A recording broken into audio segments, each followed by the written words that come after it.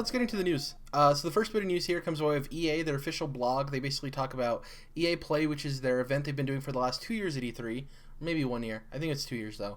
And they basically have this this blog talking to people. So I'm gonna read the first couple paragraphs here, and then we'll get into why this is important and interesting. Hello players, we've had a lot of fun conversations over the past couple of months about what you're looking forward to seeing at EA Play. We're all hard at work putting together a great event for everyone, and we're excited to share today a little more about some of the games you can expect to see in June. So let's get to it. From June 10th to 12th, players joining us in Hollywood will get hands-on with the next Star Wars Battlefront, which interjection here, we know that was already coming out, so it's cool that players will be able to play it, and Need for Speed experiences. So this kind of confirms a new Need for Speed game.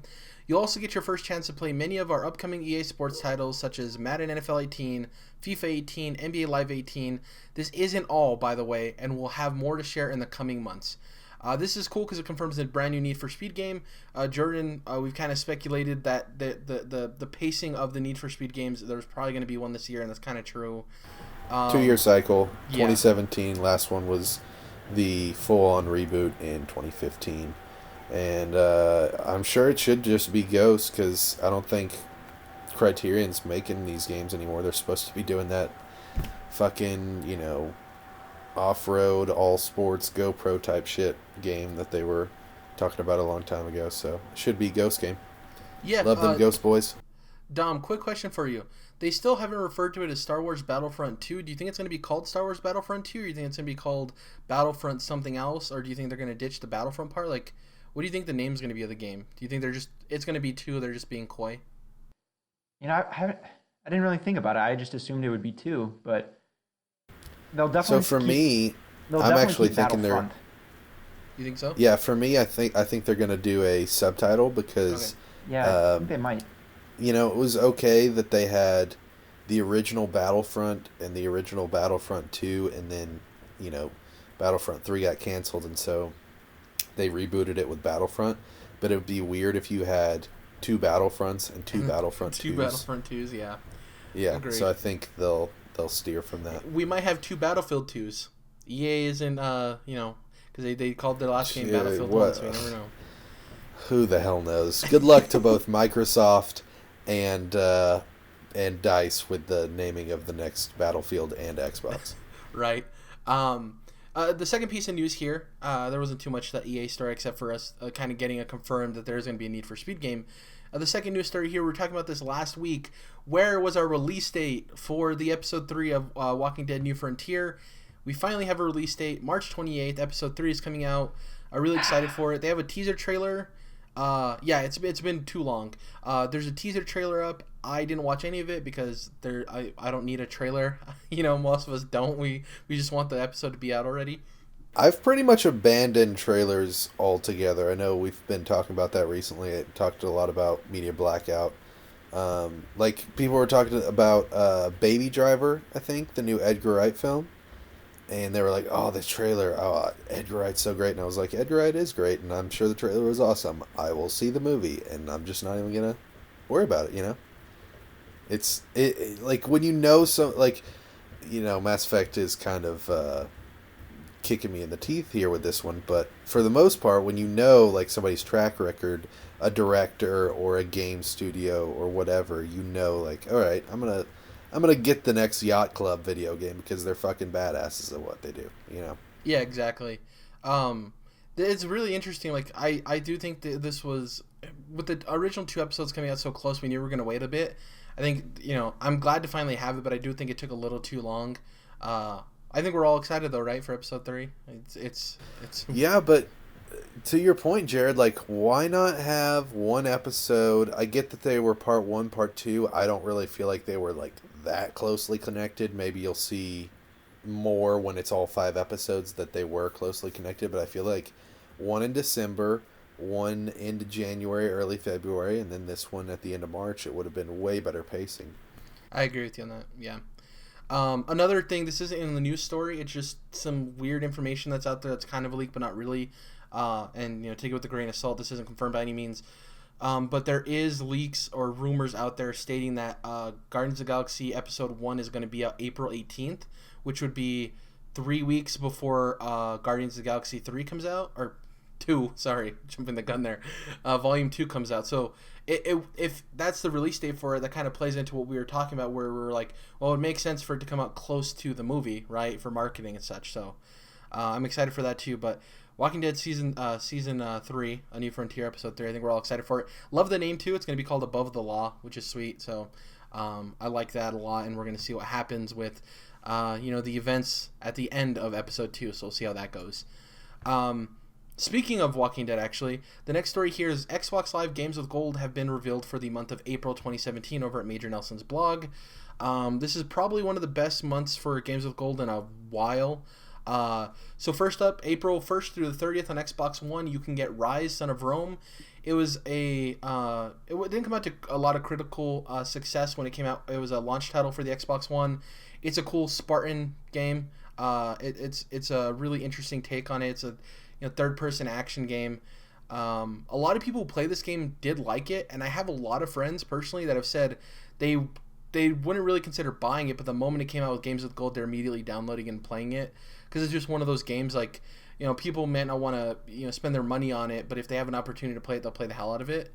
So I think that's great. It's their Order 1886. Exactly.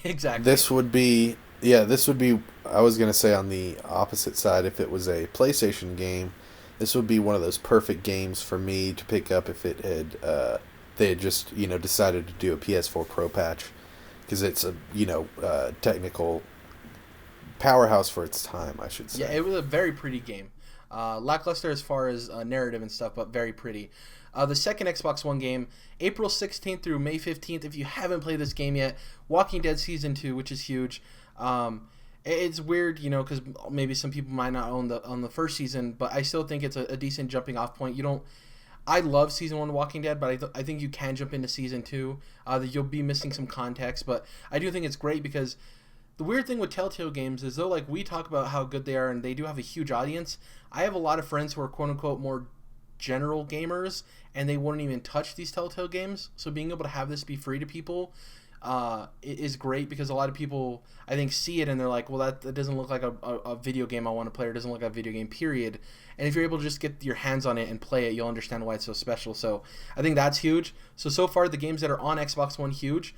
The second 2 games coming out for Games with Gold, also playable on your Xbox One. So you're getting 4 games for your Xbox One. April 1st to the 15th, Darksiders, the original Darksiders. People love this game. It recently had a remaster release on next gen, or current gen, I should say. I've never played the Darksiders series. I don't know if you guys have any familiarity with them, but a lot of people do like Darksiders.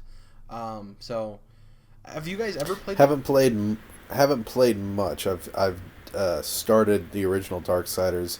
Actually I've picked up both of them now on sales on PSN, on the remastered versions on PS4. So I plan to play them, and I think we'll end up getting Darksiders 3 with THQ Nordic rebranding itself as such, and talking about all these projects they're working on and how they bought all these IP from the destruction of THQ. So I definitely think that we haven't seen the last of Darksiders. Yeah, I've always loved the aesthetic. I just never got around to playing it. So that's one of those games that, just like Rise, Son of Rome, that I'll have the availability to just check it out, at the worst part. The last game here, available for 360 and playable on Xbox One, April 16th through the 30th, Assassin's Creed Revelations. This is kind of the end cap to Ezio's trilogy. It takes place, you basically go as Ezio back to where the original Assassin's Creed took place. I love that trilogy in the Assassin's Creed series. I think they're far and away the best games, in my opinion, which I could be wrong about that, but I think this is huge. Once again, Assassin's Creed 2 is playable on Xbox One. I'm not sure about Brotherhood, which I would assume if Revelations is coming out, Brotherhood is available. Yeah, but I think this is a very fantastic lineup. It's a lot of different genres too. You have Rise, Son of Rome, Walking Dead, Darksiders, and Assassin's Creed. I think it's a very good lineup for Xbox going into as close as we are to E3. So I'd say it's a stellar lineup this month. Yeah, huge. Do any of these games interest you, Dom? I know you don't really have an Xbox One, but do you think this is a good lineup? Do you think it's very solid? Yeah, I think so. I think Assassin's Creed Revelations is probably going to be. It's just too old and dated. It probably wouldn't be fun to play anymore after playing the newer ones. But it's that still that was a big game at the time. Darksiders though, like you, I'd be interested in trying out because I've always like kind of looked at those games out of the corner of my eye, but just never actually tried it. So that'd be one. Of course, I already played The Walking Dead season two, and then Rise. Obviously never tried, but that would be another one I'd be curious about. So yeah, that's a good lineup. Like that's a very good lineup. Yeah, I am interested to see what PlayStation has to offer. It's cool to compare them, and see Yeah, PlayStation is in a weird position in comparison because though not with Xbox games with Gold you're guaranteed 4 games on your Xbox One, which is huge. With PlayStation you're guaranteed what is it at least 2 games on PS4, PS3, and Vita, right? Is it 2 guaranteed games it's a apiece? weird thing because you're getting more games, but they're not. None of the PS3 games are backwards compatible, so you'd have to break out the PS3. It's a But weird dichotomy between the two. sometimes they're cross buy, so sometimes That's you really get cool. 6 games plus you kind of get extra. You get the Hmm. PS4 version It's or if whatever. you're So if you're all in on PlayStation, it's great because it requires Right. you for the most part to have 3 different pieces of hardware. But if you're that in on PlayStation, you already should have a Vita, a PS3, and a PS4. So, yeah, um, I'd like to call it, boys. This year, 2017. One of those consoles will be dropped. I'm thinking it would probably be PS3 first, which might sound crazy to some, but I just think. I'm Um, thinking Vita. I mean, you might drop Vita. Well, yeah, and it does have a smaller library. It's probably harder to pick games for I that. think both But of I was them. just thinking, I think you could drop both of them and get away Yeah. with it. I was just thinking Vita's the newer one. Yeah, Like, oh, we're gonna drop this thing from like 2012, but the console from 2006 is or oh also, 07 I think is it's still less bad going. blood if you drop the PS3 as opposed to the PS Right, Vita. right, It's like, well, you're yeah. cutting support. Everyone's already cut support for this handheld. Like, if you cut the free games for PS3, it's like, well, yeah, you should have a PS4 by this point. It's a little I different, I think. don't. I can't see far enough into the crystal ball to say whether it'll be PS3 or Vita, but I'm comfortable saying that it'll be this year. Some, Yeah, I'd agree. yeah, I agree too. So Mark it some down, boys.